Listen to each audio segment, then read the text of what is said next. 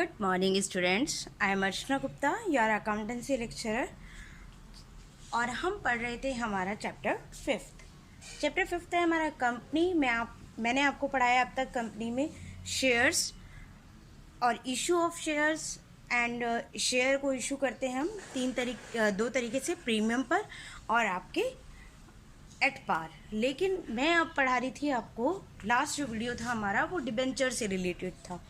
मैंने आपको बताया था कि डिबेंचर क्या होता है और डिबेंचर की अकाउंटिंग कैसे की जाती है। लास्ट हमने पढ़ा था जो अकाउंटिंग हम कर रहे हैं, when whole amount payable on application, पूरा का पूरा अमाउंट हमें किस पे रिसीव हो गया हो, एप्लीकेशन पर, मतलब आवेदन पर पूरा अमाउंट हमें मिल गया हो, तब हम डिबेंचर की एंट्रीज कैसे करेंगे। लेकिन मैं आज आपको जो एंट्री कराई थी उन्हीं के लिए एक एग्जाम्पल दे रही हूँ, उसी के लिए एग्जाम्पल है। और एग्जाम्पल में हमारे लिखा हुआ है कि Rahul limited issue 5000 8% debenture of ₹100 each. देखिए यहाँ पे 8% लिखा है, तो 8% ये पूरा का पूरा एक नाम है, ये पूरा का पूरा एक नाम है 8% डिबेंचर। इसका मतलब जो डिबेंचर हमने इशू किए हैं उस पर हमें इंटरेस्ट देना है 8% की रेट से।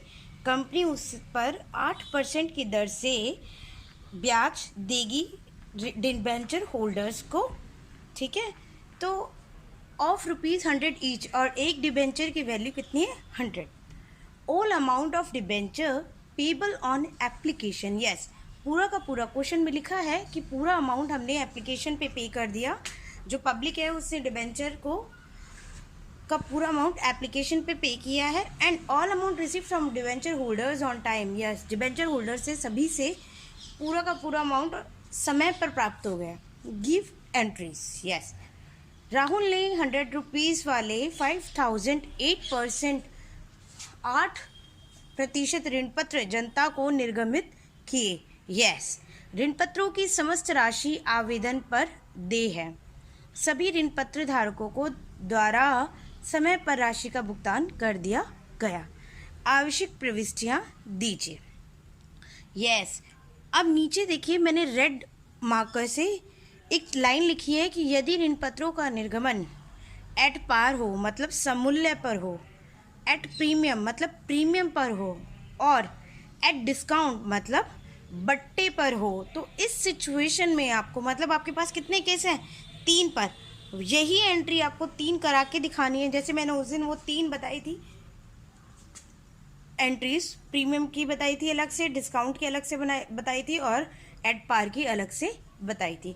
तो तीनों एंट्रीज को हमें यहाँ फॉलो करना है।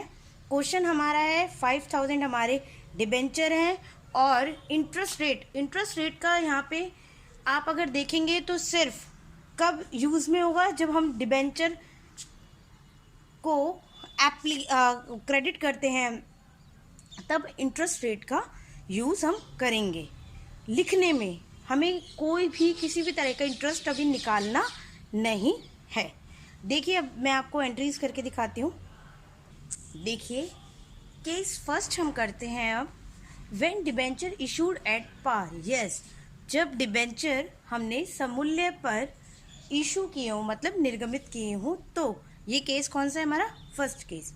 इस केस में आपकी 2 एंट्री होगी। मैंने आपको बताया था अगर होल अमाउंट एप्लीकेशन पे रिसीव होता है तो उसके केस में चाहे आप डिबेंचर प्रीमियम पे इशू कर रहे हो, या डिस्काउंट पे कर रहे हो, या फिर एट पार पे कर रहे हो, तीनों ही केस में 2 ही एंट्री होंगी। तो यहाँ पे भी हमारी कितनी एंट्री है, 2। पहली है एप्लीकेशन मनी रिसीव करने की। एप्लीकेशन मनी रिसीव करने की एंट्री होगी bank account debit to debenture application and allotment account. It means, मतलब मैंने एप्लीकेशन और अलॉटमेंट दोनों एक साथ लिख दिया है। इसका मतलब ये है कि होल अमाउंट जो एप्लीकेशन का था, अलॉटमेंट का था, वो एक साथ रिसीव हो गया है। और अमाउंट कितना आएगा, 5000 आपके डिबेंचर हैं और ₹100 के अकॉर्डिंग है, तो कितना हो जाएगा, 5 लाख। नेक्स्ट एंट्री आपकी है debenture application account debit, allotment account debit to 8% debenture, देखिए मैंने यहाँ पे जो इंटरेस्ट रेट है उसका यूज़ किया है और लिखा है कि जो डिबेंचर का हमने हमारी बैलेंस शीट में डिबेंचर को जिस नाम से दिखाया है वो किस नाम से दिखाया होगा, 8% डिबेंचर्स के नाम से दिखाया है। और वो पूरा का पूरा एप्लीकेशन मनी रिसीव हो गया है और वो पूरा अमाउंट हमने डिबेंचर अकाउंट में ट्रांसफ़र कर दिया है।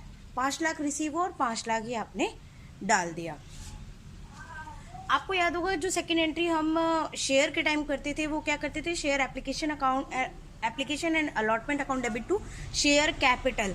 तो वहाँ पे वो क्या होता था, शेयर कैपिटल, और यहाँ पे ये क्या है 8% डिबेंचर, जो वहाँ पे शेयर कैपिटल का ही अकाउंट यहाँ पे चेंज होके क्या हुआ है, डिबेंचर्स अकाउंट। और यहाँ पे हम इंटरेस्ट रेट ज़रूर लिखेंगे क्योंकि डिबेंचर हम कई अलग अलग रेट्स के इशू करते हैं, तो इसलिए डिफ़ाइन करने के लिए कि ये पैसा कौन से डिबेंचर का है तो हम डिबेंचर की इंटरेस्ट रेट उसके साथ लिखेंगे ज़रूर। ठीक है, अब हम करेंगे हमारा सेकंड केस। देखिए नेक्स्ट केस जो है हमारा केस सेकंड, उसमें क्या लिखा है, when debenture issued eight 20% premium. First entry हमारी 20% प्रीमियम है, तो 20% प्रीमियम का मतलब क्या है, आपकी फेस वैल्यू दी है, मैंने आपको क्या बताया था, शेयर का जो फेस वैल्यू अंकित मूल्य है वो क्या है 100 रुपीज़। 20% प्रीमियम मतलब 100 का 20% मतलब 20 रुपीज़। कोई प्रॉब्लम समझ में आया। अब शेयर की वैल्यू कितनी हो गई, 100 नहीं है, अब शेयर वो डिबेंचर की वैल्यू 120 है। तो पहली एंट्री हम करेंगे bank account debit to debenture application. कि ऊपर मैंने वर्किंग नोट में लिखा है कि 100 का 20% बराबर इक्वल्स टू 20 और टोटल वैल्यू ऑफ डिबेंचर अब कितनी हो गई, 100 + 20 मतलब 120। पहली हमारी एंट्री सेम होगी, देखिए तो पहली एंट्री पहले वाले की तरह ही होगी। 5000 शेयर हैं लेकिन शेयर की वैल्यू कितनी है 120, तो अमाउंट हमारा चेंज हो जाएगा, अमाउंट होगा 6 लाख। तो bank account debit to debenture application and allotment account और amount is 6 lakh rupees. Next another one is जो एंट्री होगी हमारे एप्लीकेशन मनी को ट्रांसफ़र करने की डिबेंचर अकाउंट में।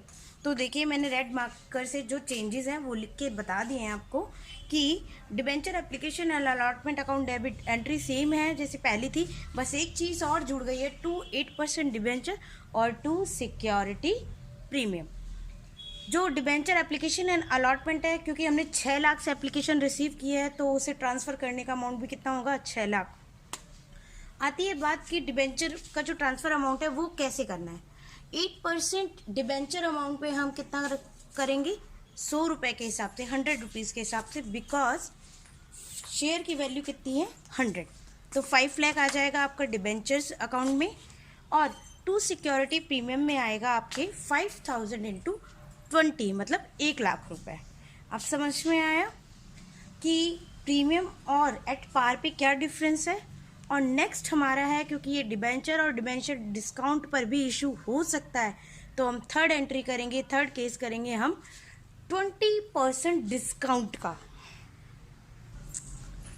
नेक्स्ट और लास्ट केस हमारा third case, when debenture issued eight 20% discount. Yes, discount का केस है। मैंने आपको पहले बताया कि अब पहले हम वैल्यू निकालेंगे कि एक शेयर की वैल्यू अब रह कितनी गई है।